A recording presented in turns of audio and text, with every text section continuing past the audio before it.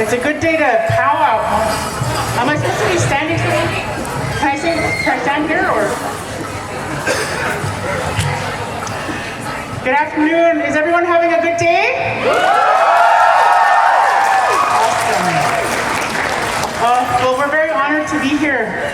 My name is Nina Sigalowitz. I'm originally from Fort Smith, Northwest Territories. I am Inuvialuit and Dene from Treaty 8. And I'll let my throat singing partner introduce herself. Hi, my name is Jubilo. I'm from the northern community of Pugamituk. This is 60 parallel up north, but I live here now in Montreal, and I work at the detentions and in Laval for Inuit people, and I do help. Sorry. Yeah, that's me. I work at the detention for Inuit people, and I help them out to go to therapies, and that's about my job. That's why I'm a little bit late. I came from far, Laval. Yeah. Yes.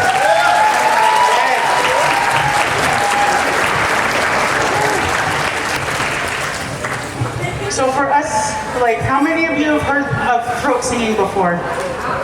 Awesome! How many of you know how to throat sing? Yeah. So those who raise their hands, I'm going to come and ask you to come throat sing with me after. I remember. No, I'm just kidding. So throat singing for us is a competition. You know, people who have listened to throat singing before have asked me, is it religious, is it spiritual, is it a trance kind of thing? And it's not, it's really just competition. And it's usually done by two women facing each other. And the first woman who laughs or misses the beat is the not winner. I used to say loser, but my friend Nia said, I don't like saying loser, I say not winner. So I've adopted that, right? Yeah.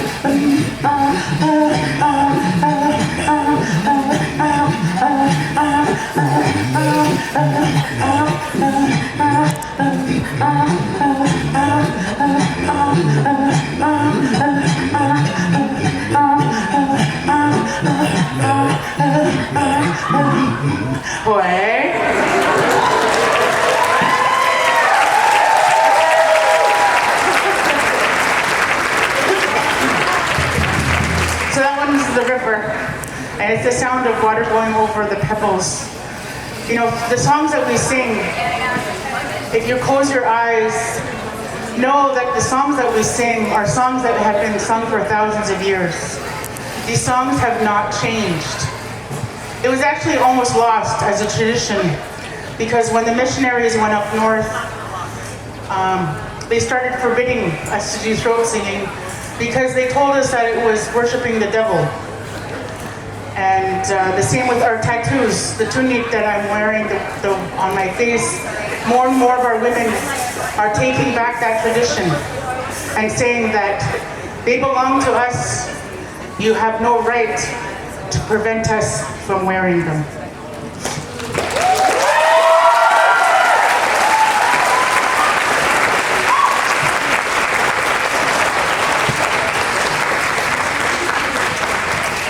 And it's thanks to our elders, the women who taught the young girls in secret. We had to do it behind, I was gonna say closed doors, but closed igloo door? I'm just kidding.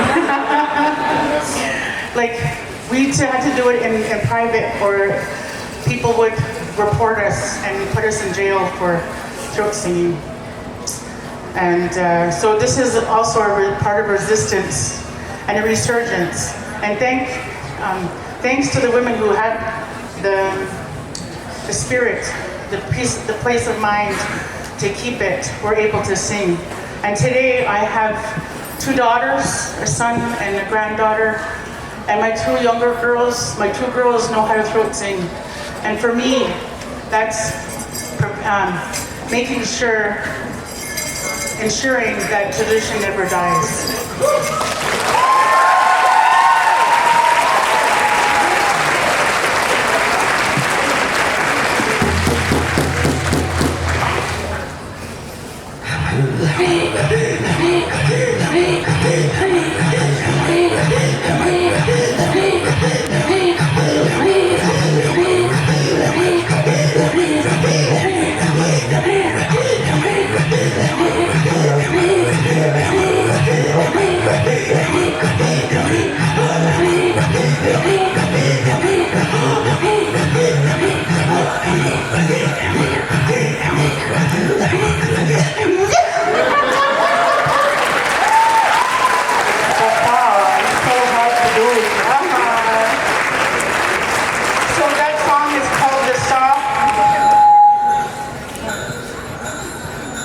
That song is called The Feedback.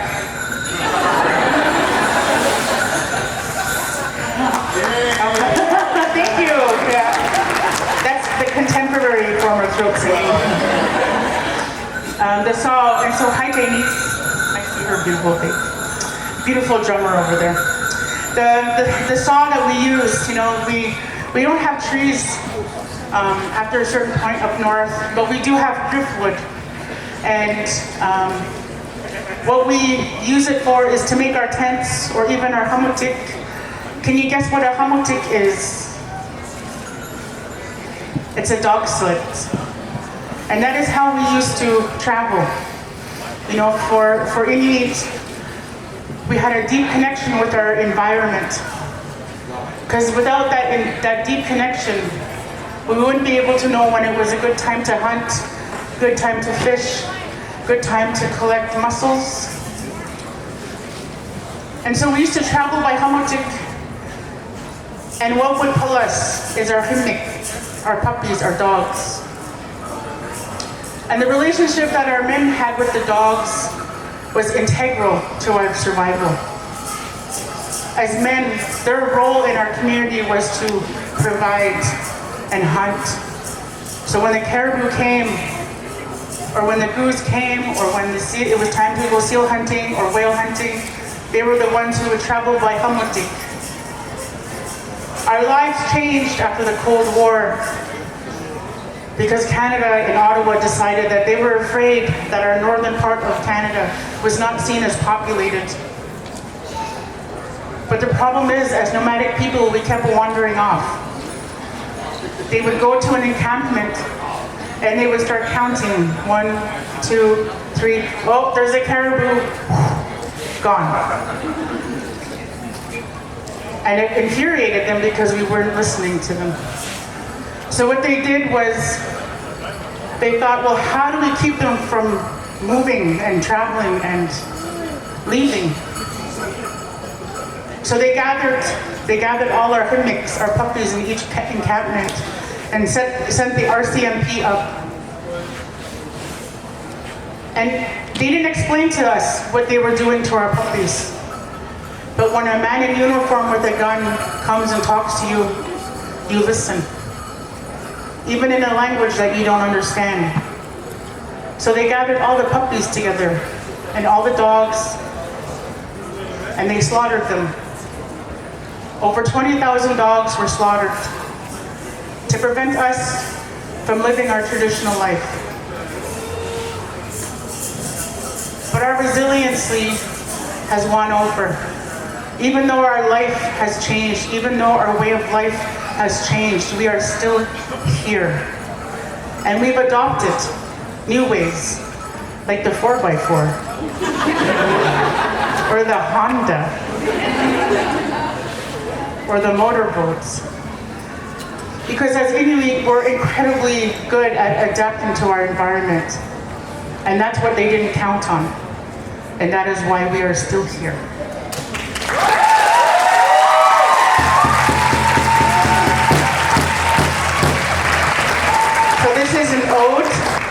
to the puppies that pulled us for thousands of years.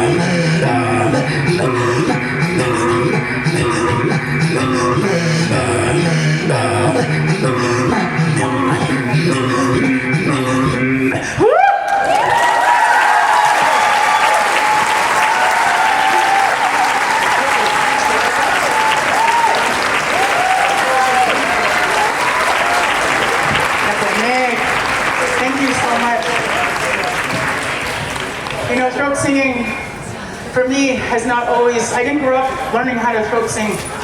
I was adopted. I see the flag. Every child matters. And that's really on my mind. Both my parents are residential school survivors. And because of their resilience, I'm able to be here. For us, September 30th is Reconciliation Day. But for us, it's every day. And so after the residential school era, during that time, the government also tried to assimilate us through the 60 scoop. How many of you have heard about the 60 scoop? That's really good. In my case, I was stolen from my mother when I was about 9 months old. And those parents who adopted me here in Montreal didn't know that my parents were looking for me up north in Fort Smith. So I grew up in a Jewish Canadian Filipino family, right? So I went to synagogue on Saturdays, and then I'd go to church on Sundays, and try to figure it out on Monday. But what I didn't grow up with are my traditions.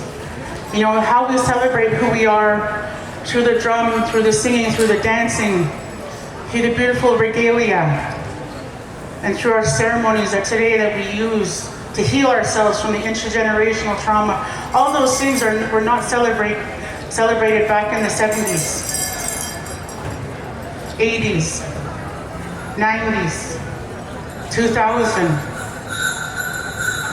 Who we were was never celebrated. We were looked down upon. But right now, we're at a crucial part in history where our communities are getting together and trying to heal at history. And for me, throat singing, when I heard it, I was like, what is that? And I was like, I want that. Whatever that is, I want some of that. Because somewhere deep inside of me, I was like, this is going to heal something. It's going to heal who I am. And it's going to make that connection with my ancestors. And so I started to learn how to throat sing. It took me a while, let me tell you. Someone told me that I have to sound like a motorboat. And I tried doing that on a bus. On a 24 Sherbrooke, yeah. But for me, as I learned how to throat sing, there was a part of my heart that started to heal. And then when I started learning how to hand drum, to honor my father's side, the Dene side, that started to heal. So today, when you listen to our drumming, when you listen to our songs, to our throat singing, and you watch our Métis dances, and you watch and admire our beautiful regalia, know this is part of our healing. And for you to be here is part of our healing as well. The fact that McGill is here celebrating who we are shows me how far we've come. So thank you for your presence.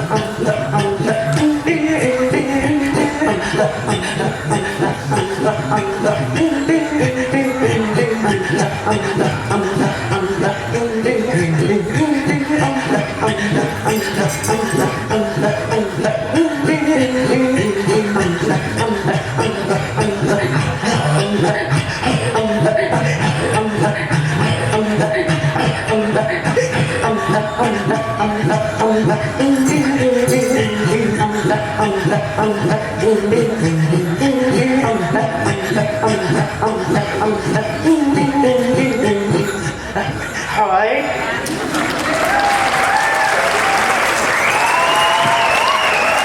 Julie Larouche.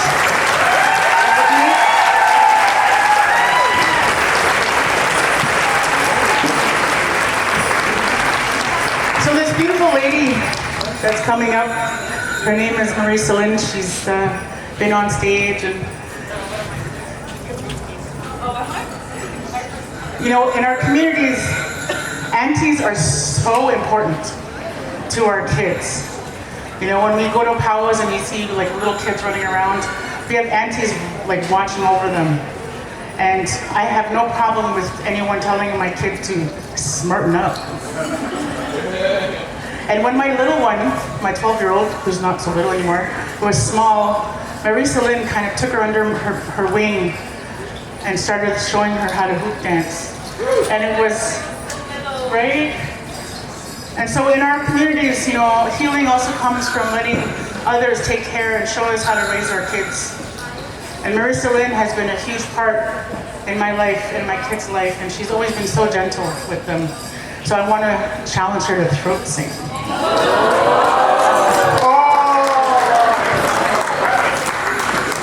Stretch it out, yeah, stretch it out, yeah. Just, we're not hoop dancing, Marisa. Wait, maybe I should.